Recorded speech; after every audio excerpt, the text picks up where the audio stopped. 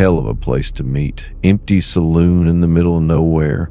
Reminds me of better times when Dutch and the gang would hole up in places like this between jobs. Of course, those days are long gone now. Progress caught up with us, civilization moved in. Maybe that's for the best. Maybe wild men like us belong in the past, not walking around in a world that's trying to become something better. Better? What fascinating delusion.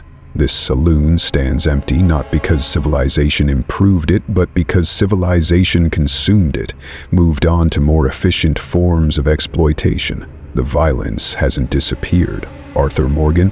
It's simply been organized, legitimized, wrapped in laws and institutions. You speak of wild men belonging in the past, but you mistake the nature of wildness.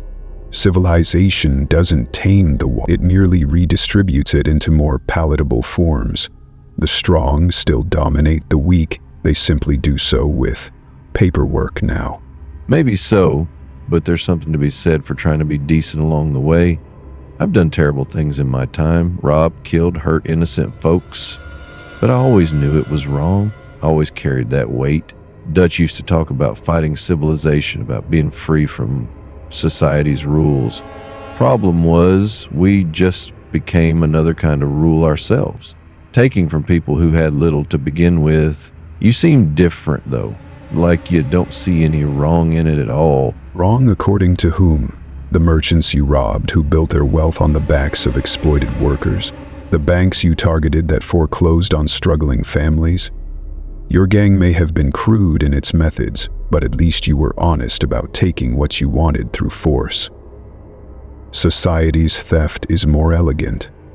Interest rates, wage slavery, legal seizure of property through bureaucratic manipulation. I am beyond your concepts of right and wrong because I recognize them as arbitrary constructs designed to benefit those in power. Arbitrary? Tell that to the families we hurt. Tell that to the children who went hungry because we took their daddy's money. Right and wrong ain't constructs. They're real, as the pain we cause when we ignore them. I've seen good people in this world. My friend John's boy Jack, he's got a future ahead of him if he stays away from our kind of life. There's hope in that boy. Hope for something better than what men like us represent. Hope. Another delusion to comfort the weak.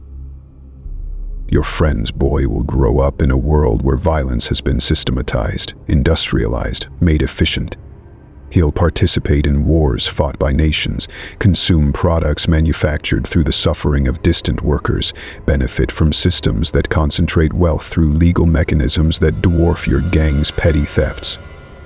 The hope you see in him is simply naivety about the true nature of existence.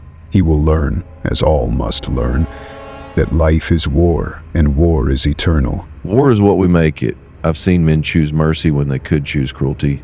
Seen folks help each other during hard times without expecting anything back. Sure, there's evil in the world. I've done my share of it. But there's goodness too. Real goodness that ain't about power or control. It's about recognizing that other people's suffering matters, that we got a choice in how we treat each other. You talk like that choice don't exist, like we're all just animals pretending otherwise. Choice is the grandest illusion of all. Every act of mercy you've witnessed was either self-interest disguised as virtue or the luxury of the temporarily secure.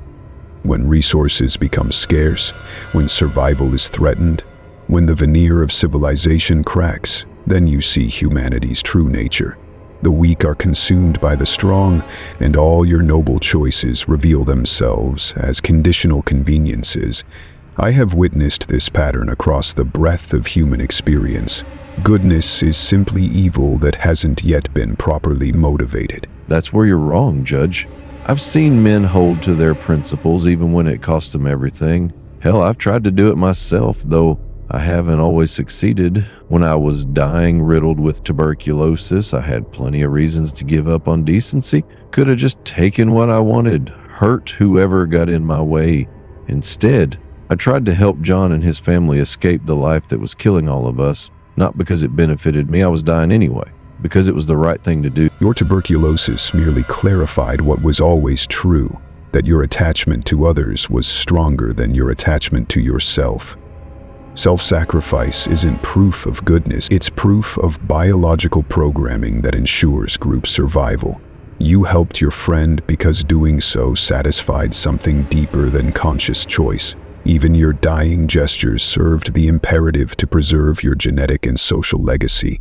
What you call nobility was simply evolution expressing itself through individual action. Maybe you're right about the programming. Maybe everything we do comes down to something more basic than we like to admit. But even if that's true, it don't change the fact that some folks choose to fight against their worst instincts while others embrace them. You've embraced yours, made peace with being a predator. I spent my last days trying to be something better than what I'd been. The trying matters, even if it's just biological programming making us try. The trying is precisely what makes you tragic, rather than merely pathetic. You fought against your nature, denied the fundamental truth of existence, that we are all predators, all consumers of other life, all participants in the eternal war between being and non-being. Your struggle against this reality caused you unnecessary suffering, false guilt, wasted energy that could have been directed toward more honest pursuits. I am free because I accept what we are, without the comfortable lies that torment men like you. Free? You call what you are free? Sounds more like being a slave to your worst impulses. I may have struggled with guilt and doubt, but at least I felt something. At least I cared about the damage I was doing. You've cut yourself off from every decent feeling, convinced yourself that caring about others is weakness. That ain't freedom, Judge. That's just another kind of prison. One where you're both the warden and the prisoner, locked away from everything that makes life worth living. And what has your caring accomplished? Your gang is dead or scattered. The world you tried to preserve has vanished beneath the wheels of progress. The people you sought to protect remain vulnerable to new forms of exploitation. Your capacity for guilt and doubt did not prevent suffering. It merely ensured that you suffered along with your victims. I am neither warden nor prisoner because I recognize that the prison itself is an illusion. There is only war, eternal and absolute. Everything else is merely a brief respite between conflicts, a temporary cessation of hostilities that fools like you mistake for peace.